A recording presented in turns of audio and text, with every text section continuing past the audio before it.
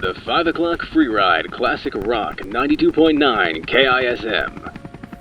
100% chance of rain, but we got a great matchup tonight. Washington taking on the Dallas Cowboys. Results are in from across the globe as China announced their representative for the first meeting of the Global Representative Assembly. And not a moment too soon, with the Assembly's first meeting taking place next week in Cape Town, South Africa, to appoint the world's ambassador in space. Crazy, right? And just think, this time 3 years ago, we thought the alien abduction people were all whack jobs. Most were. And then good old NASA, and forgive me folks, but I still think of it as an American institution. The National in National Aeronautics and Space Administration stands for U.S. after all.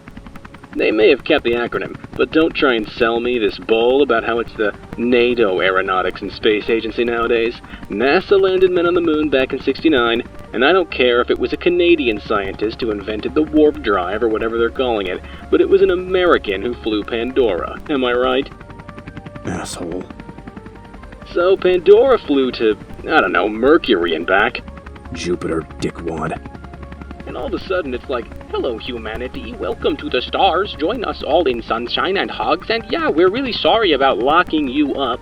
Please do us the honor of sending forth what you humans call an ambassador, that we might blah blah. Why are we even bothering?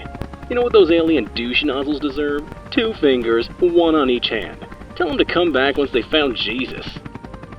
Oh, for fuck's sake. Fuck it. And we put a Democrat in our seat on this assembly? I thought we were supposed to be appointing somebody to represent America's interests, am I right?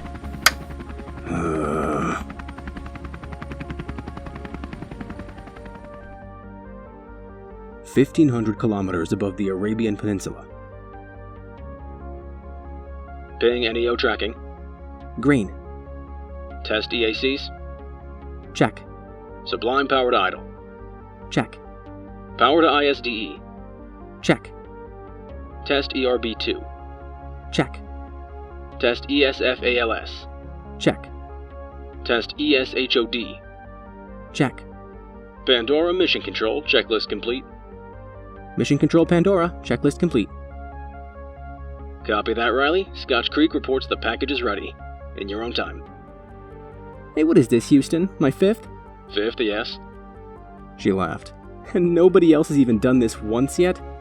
Elitist. Just try not to slam into the moon at 7 kilolights. We've only got 1. She decided that she liked her new controller. He wasn't afraid to drop the professional bullshit and send a joke up the line to comfort her nerves. I'll try Mission Control. Pandora going FTL. On her own insistence, the silly big red button had been replaced with a thrust lever. It just felt more right, more Star Wars.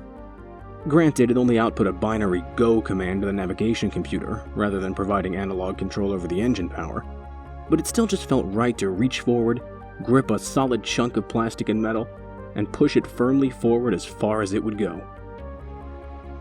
She patted an exposed patch of Pandora's hull fondly. Let's ride, baby. This was by far the shortest hop they had yet done. She didn't even have time to see anything happen. The moon just became bigger. In less time than an eye blink, it ceased to be a distinct object in the sky, accessible in its entirety with the naked eye. Now it was an expansive feature. She realized she was now the closest person to Luna since 1972, although still deceptively far away at some 64,000 kilometers. Close to, but not directly on top of the Earth-Moon L1 point. Mission Control Pandora, checkpoint reached. Nicely done. ESDAR has you on target to a 0.3% deviation. My compliments to navigation. She could already hear the applause in the background. Yeah, they're pretty happy. ERB2 is still reading green. I have go code from the package. Copy Control, opening the door. This piece of equipment was mission-specific, and although Pandora had been designed with future-proofing in mind, she hadn't been designed to interface with alien technology, which was why the mission package was activated via a smartphone that had been duct-taped to the flight console. She reached out and tapped the app icon with the stylus that had been secured to the back of her flight glove with the most useful substance in space, some more duct tape. A space station blinked into existence 3 kilometers in front of her. All things considered, its arrival was depressingly anticlimactic. She'd been hoping for special effects, maybe some kind of wibbly-wobbly space fireworks. At most, she detected a faint shimmering of the stars around it, as if space had bulged gently. The station itself, however, was impressive. Pandora was by no means a small vehicle, but the station was orders of magnitude larger, reminding her of the time she had gone surfing in California, only for a right whale to breach the surface, just 10 feet to her right, but scaled up to 11. It was like being ambushed by an airport terminal. Fortunately, they had thought to compare notes as to communication protocols, wavelengths, and codecs before the mission, so the transmission from it was clear and bright. The voice that spoke did so in curiously accentless English. Embassy Station 172, jump complete. Our thanks. Welcome to Sol 172. It is a pleasure to be here, Pandora. Will you be docking? Not in my mission profile, 172. I'm sorry, I'd love to come aboard. We understand, Pandora. Launching shuttles. They will follow you on autopilot to a safe landing facility. I look forward to coming back.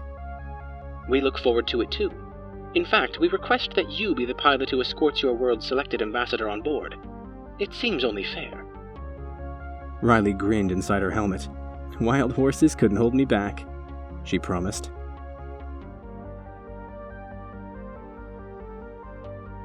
Scotch Creek Extraterrestrial Research Facility. Hey, Kevin. Jenkins turned to the familiar voice speaking his name and laughed aloud when he saw who it was. Jesus shit, Terry Boone? When the hell was the last time I saw you? She'd lost weight and muscle tone, her hair had gone from a shoulder-length bob to halfway down her back, and she looked like death warmed up. But she still treated him to a smile. About 2.5 years ago. She sat down. Nice bar you've got here. You can sell booze on a military base? Why not? They aren't on duty all the time, and they got families. Good coffee too. You look like you need some. Oh, hell yes. You do lattes? He busied himself with the espresso machine. The best lattes in Scotch Creek, I promise, he said, tamping down the coffee grounds and locking the portafilter into the group. I've seen Scotch Creek, that's not much of a boast, she said, watching as he selected a panini and slid it into the grill for good measure. You should have seen it when the convoy first got here. It's 5 times the size it was then. And 80% of that's the base? Yep. He finished the drink with a flourish of steamed milk and slid it in front of her. On me, he said. She picked it up like it was made with water from the fountain of youth and sipped it. Okay, that's damn good coffee, she allowed, sagging as it chased the tension of a long journey out of her. Told you, he said, pressing down on the panini grill. Now, not that I'm not glad to see you again, but this ain't a social call, am I right? It's business, she acknowledged. I'm kind of betraying my employer's trust. You're a mysterious employer, Jenkins asked. He plated the panini and set it down, doing that too handsome guy smile up one side of his face as she grabbed it and took a huge bite. Finally exceeded your professional ethic, huh? Oh my god, what's in this? Bacon, brie, and cranberry, Jenkins told her. I'll never say a bad word about the French ever again, Terry promised. So what are you breaking trust over? Well, he's going to be getting this information too, but I just figured that you might find a use for a list of every abductee who's currently outside the bubble. You're shitting me. She pulled a USB stick from her bag. Nope, it's just a best guess, the end result of 30 months of globe-trotting research and questioning people who most of the time didn't even speak English, but I'm pretty sure it's mostly right. Jenkins picked up the device and pocketed it. I'll make sure the ambassador finds out about this. You got a line to him? No, but I'll play poker with somebody who does. She inhaled the rest of her panini. God, I needed that. Where the fuck did you drive from, Mexico? Pretty much. Got a place to stay? If you know any comfortable couches that are going spare? How about a futon? She sighed happily. Oh yeah, you know what a weary traveler needs. 10 days later. Cape Canaveral. Captain Jackson. She scooted out from under Pandora's port wing, where she and a flight technician had been fine-tuning the ESFAL's array. Dr. Anis Hussein, I presume, she said, rising from her trolley to extend a hand to Earth's selected ambassador. He cut a strange figure, a small, bald, bearded Iraqi man in a nice suit, leaning slightly on a beautiful, polished wooden walking stick, while around him men and women in jumpsuits bustled back and forth, prepping Pandora and the 3 alien shuttlecraft for flight, though the latter apparently required practically no maintenance. The 4th had been shipped north to Scotch Creek, to be enthusiastically devoured by the reverse engineering teams. For my sins, he agreed, shaking her hand and smiling warmly. Riley returned the smile genuinely. She had always had a soft spot for charming old men with a twinkle in their eye, and for all that he was twice her age, Dr. Hussein had that kind of charisma by the ton. She's beautiful, he added, looking towards Pandora and instantly winning Riley's good graces. She is, she sighed, looking fondly at her sled. Less so when she's grounded, though. She's born to fly. I look forward to seeing that. I understand you'll be flying her up alongside our shuttle. Her esteem for him grew even further. He wasn't complaining or even questioning that she should be flying Pandora, rather than the shuttle. The ambassador was clearly an expert at first impressions. The embassy did say they hoped I'd be the one to escort you, and frankly, sir, flying anything else would feel like cheating on her, she said. I guessed as much, Hussein replied amicably, folding his hands gently on his cane. I wish there was a second seat, actually. Something tells me nobody will ever pilot her but you. They'd have to shoot me before I let somebody else fly my girl, Riley agreed matter-of-factly. I had best leave you to keeping her in perfect order, then. Please, it's a long checklist.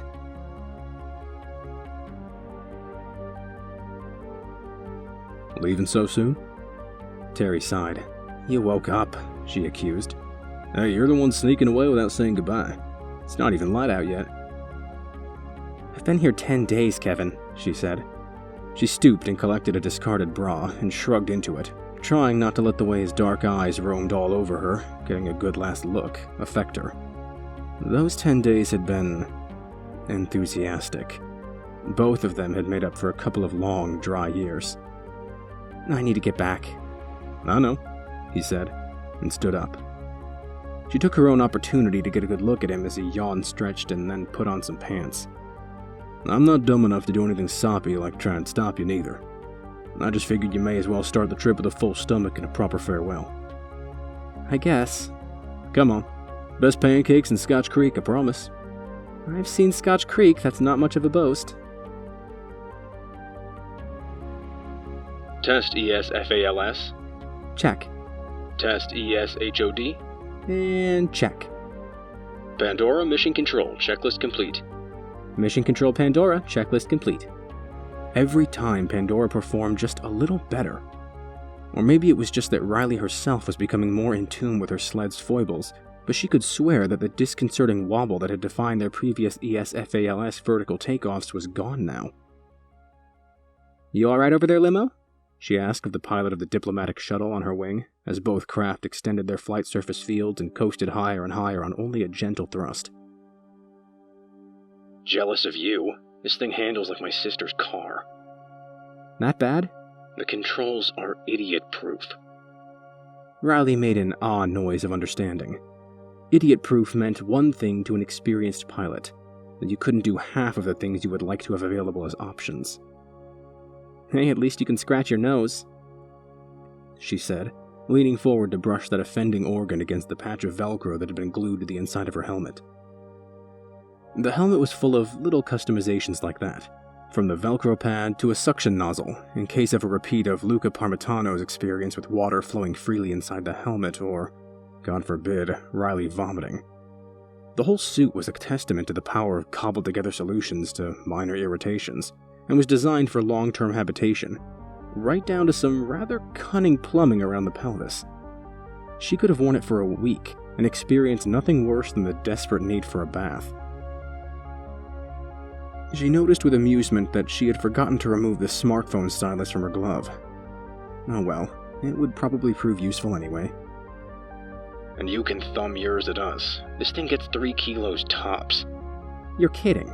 Nope, I'm flying the next best thing to a moped. Comfy in here, though. No expense spared in upholstering the ambassadorial transport.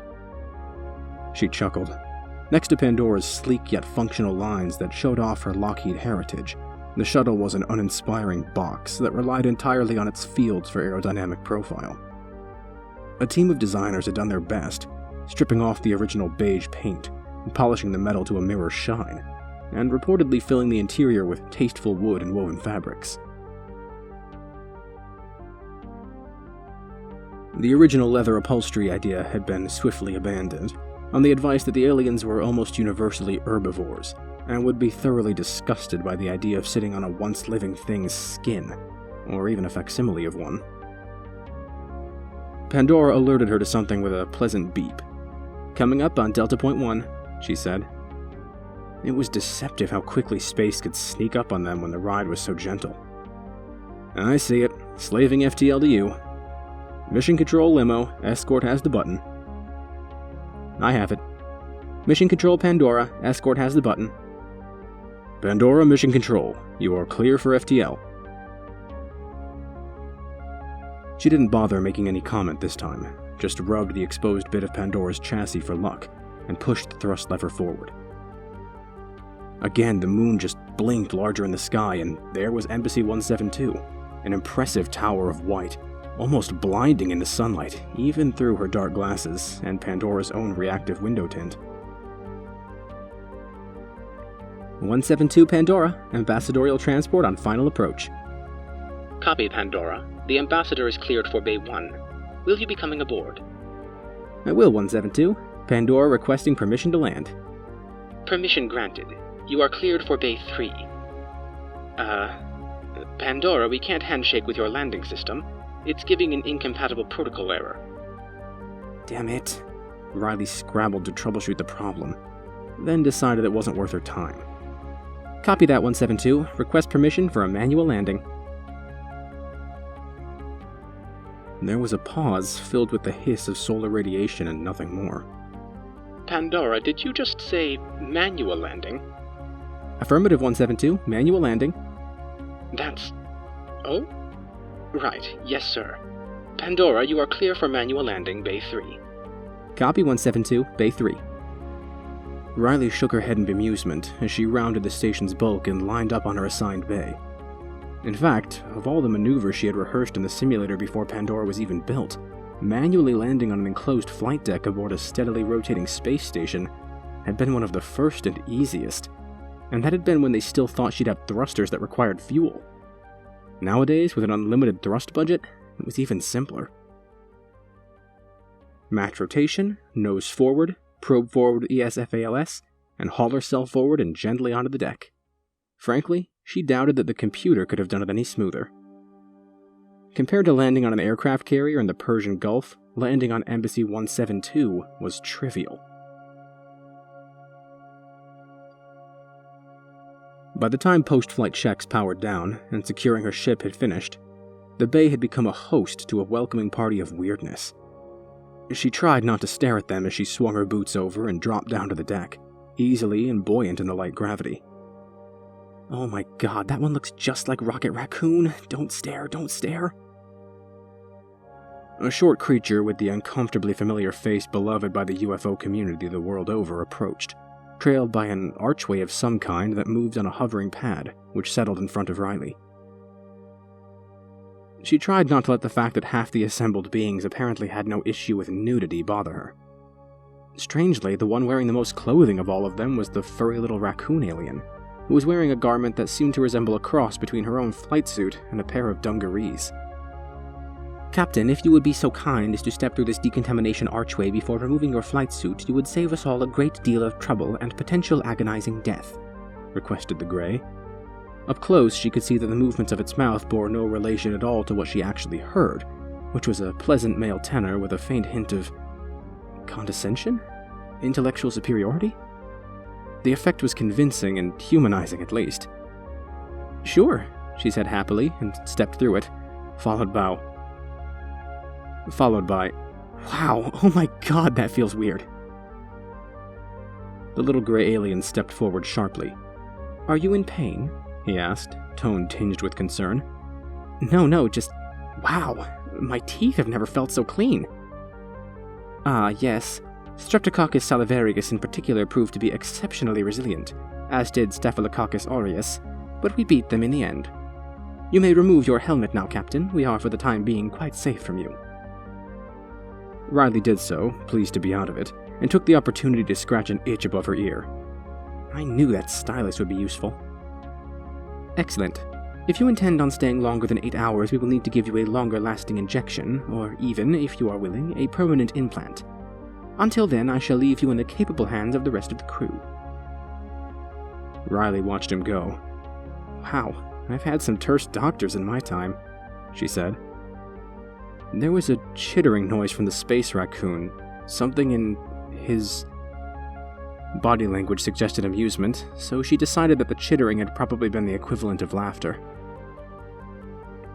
Her suspicions were confirmed when the translator gave him a wry baritone. "By his species standards, that was a warm welcome." Riley smiled. "I guess I got so caught up in flying Pandora there that I forgot to read the Cliff's Notes on everyone." She looked around, taking in the blue and white giraffe people, the bat person, an enormous pile of fur in the back that seemed to be content to observe from a distance for the time being, and more. Most of the rest of her welcome party sketched respectful gestures of welcome and left her to converse with the raccoon.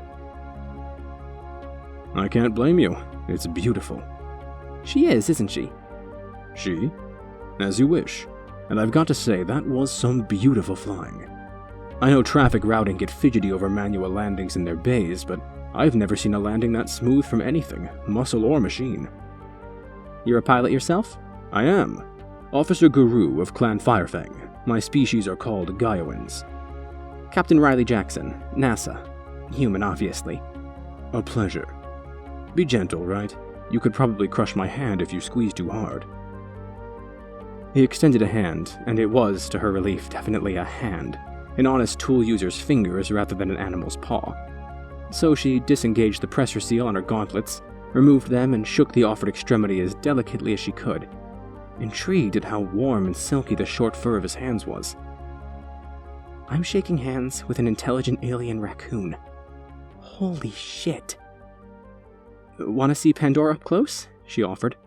"I still have a few post-flight checks to run through." "It'd be my pleasure," Guru said. He started to enthuse more and more as they got closer to the sled's hull. "She's so aerodynamic. By the time my kind developed warp technology, we'd long since abandoned these kinds of curves in favor of shaped fields." "She was mostly made by a company called Lockheed," Riley said. "She's got those shaped fields too, but they stuck to a policy of, if it's not broken, don't fix it. After all, if the fields fail, I'd rather not be flying in something with aerodynamic profile of a boot." "That makes a lot of sense, actually. I might have to take that saying home," Guru said. He stooped to look under Pandora's belly. Your kind go in for redundancy in a big way, don't you? Pressurized cabin and pressurized flight suit. The whole hull and field thing, 2 force field landing systems." "She could limp home on just one engine, too," Riley said. "It's called Murphy's Law." "Your legislation mandates redundant systems?" Riley laughed. No, Murphy's Law isn't legislation. It's an observation, like a law of physics. Anything that can go wrong will go wrong eventually." "I'm taking that one home too," Guru said. "Oh, a field-assisted scramjet?" "Yep. She's the fastest thing we ever built by a long, long way, both in space and in Atmo. Mach 20 across the ground, easy." "What's her maximum?" "We don't actually know," Riley beamed, correctly interpreting the Gaiowans' open-muzzled expression for the dazed awe that it was. She opened a hatch, checked something inside, closed and sealed it, checked the seal, and then ticked something off on the little booklet attached to her wrist. "Theoretically, with the fields doing the heavy lifting and taking mechanical stresses out of the equation, we think she could hit somewhere upwards of Mach 30. Of course, that's a small fry next to the FTL." "Well, obviously," Guru agreed. "What's she do?" That depends on how much I give her, Riley told him. I guess if I really pushed her, 70 kilolights for 6 hours? Of course, right now that'd be a one-way trip. They've not finished the witches yet. 70? How? She's not big enough for a power plant that size, especially given that, no offense, I doubt your first ever FTL engine is very efficient. And what's witches? None taken. She'll get faster as we swap out the FTL core. She was built to be future-proof. Anyway, the power plant's for running the onboard electronics and life support. Power to the FTL comes from a supercapacitor bank. At the moment, that's charged on the ground, but witches, that's wide attainment charging energy system, can take photons from any local stars or whatever and convert them into stored energy. The bigger the field, the faster we charge. Once that's finished and installed, in theory, Pandora could go from dry to fully charged in less than a minute just by sunbathing. She grinned. And of course, crazy prepared beauty that she is, if I did get stranded, the ship power plant is good for 50 lights. Not fast, but better than dying alone in deep space. Guru stood back and used his claws to comb some stray fur back behind one ear. I take it back. She's not merely beautiful. She's the most gorgeous thing I ever laid eyes on. Ah, the ladies must be all over a charmer like you. I've sired my fair share of cubs, the Gaiawan agreed, sounding pleased with himself, so Riley assumed that her compliment had been a success. He pulled a device that looked much like a smartphone from the pocket of his own flight suit and glanced at it, then said something which the station didn't translate. I should go. My clan father wants to have a word with me. It's been a pleasure, Guru, Riley said, still scarcely believing that she was already considering an alien raccoon to be a likable acquaintance and potential friend. She paid close attention to the markings of his fur around the eyes and muzzle, and memorized them. It would be very embarrassing to have got on so well with him, or to confuse him for some other Gaiawan. They shook hands again, and Guru ducked his head in what she took for a respectful gesture before jogging away. As Riley watched him go, she carefully tucked away the scrap of paper he had palmed her when they shook hands, and busied herself with completing her post-flight checks.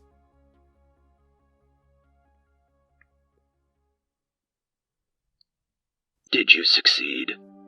Yes, Father. In Guru's case, the title of respect bore a slightly more intimate meaning. The face looking back at him from the screen of his communicator bore markings and coloration that were almost a mirror of his own, and there could be little doubt that Clan Father Amren was his sire, but that relationship was a distant second place to the bond of clan. Being the Clan Father's cub brought no special privileges, nor should it. The entire clan structure existed specifically to avoid that kind of nepotism. But they had a good relationship nonetheless. Excellent. The ambassador will be arriving shortly.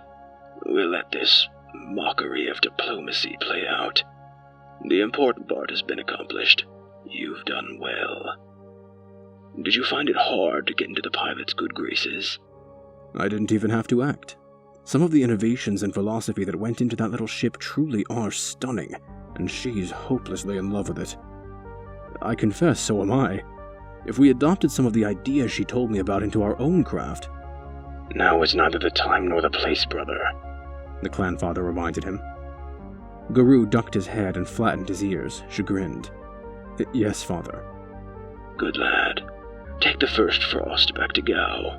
I've convinced a mother to join us. A mother? Yimyi, and yes, he said, holding up a paw and displaying tolerant good humor as Guru's expression lit up. She will have Sister Niral with her, brother. You'll have plenty of opportunity to make a good impression before they head back.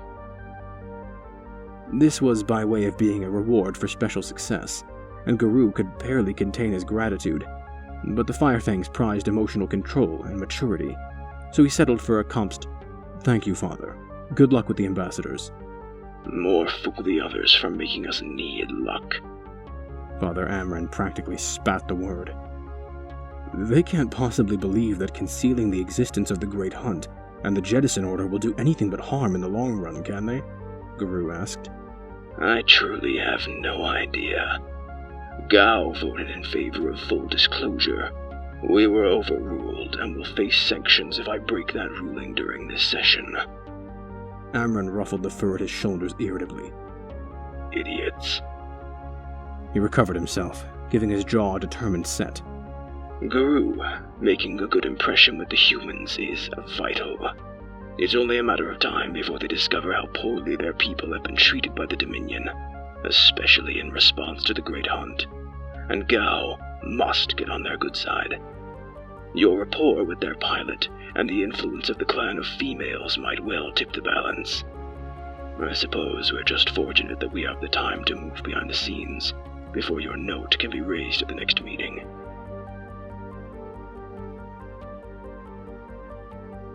Okay, she said. Those were some damn good pancakes. Told you. I should go. Yeah, you should. Yeah. She stood up and looked around the room. Do you know where my panties wound up?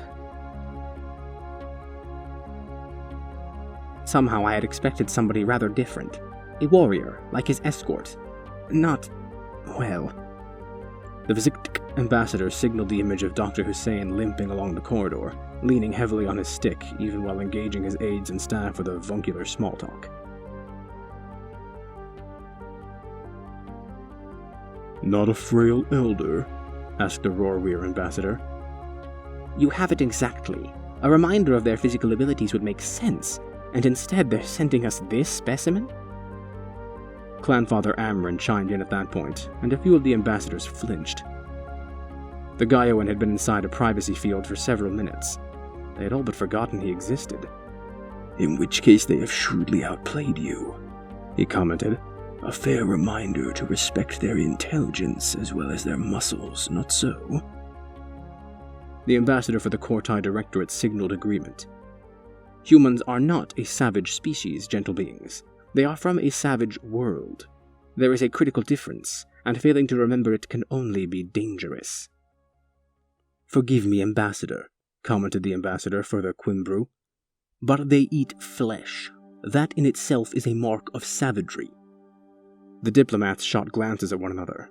The Quimbru had suffered terribly from their close proximity to Hunter space, and had suffered raids by those enigmatic, evil things since before they had invented movable type. It had badly, but understandably, prejudiced them.